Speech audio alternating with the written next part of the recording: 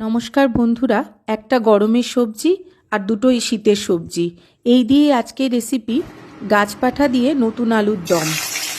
গাছপাঠা মানে হচ্ছে এঁচোড়, আর নতুন আলু শীতে সবে উঠেছে, আর মটরশুঁটির কথা বলতেই হবে না। এই সমস্ত কিছু দিয়ে একটা দম তৈরি করেছিলাম।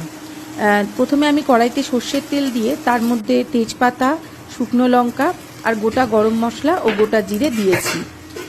তারপরে আমি এর মধ্যে দিয়ে দিয়েছিলাম পেঁয়াজটার মধ্যে একটুখানি চিনি আমি দিয়েছিলাম, আর তারপর এর মধ্যে দিয়ে দিয়েছি আদা বাটা, জিরে বাটা এবং রসুন বাটা।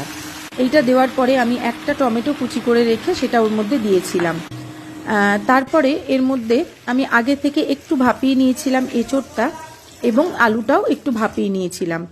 এই এঁচোড় আর আলু একসঙ্গে আমি মশলার সঙ্গে ভালো করে কষিয়ে নিয়ে তারপরে আমি মটরশুঁটিটা এর মধ্যে দিয়ে দিয়েছি।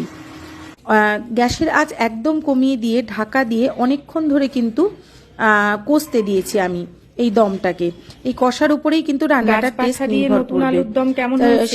শেষের দিকে একটু গরম জল আমি এর মধ্যে দিয়েছিলাম যাতে একটু গা মাখা মাখা হয়। নামানোর আগে দিয়ে দিয়েছি ঘি। তৈরি হয়ে গিয়েছে গাছপাঠা দিয়ে নতুন আলুর দম। বাড়িতে অবশ্যই ট্রাই। ঠিক আছে তো।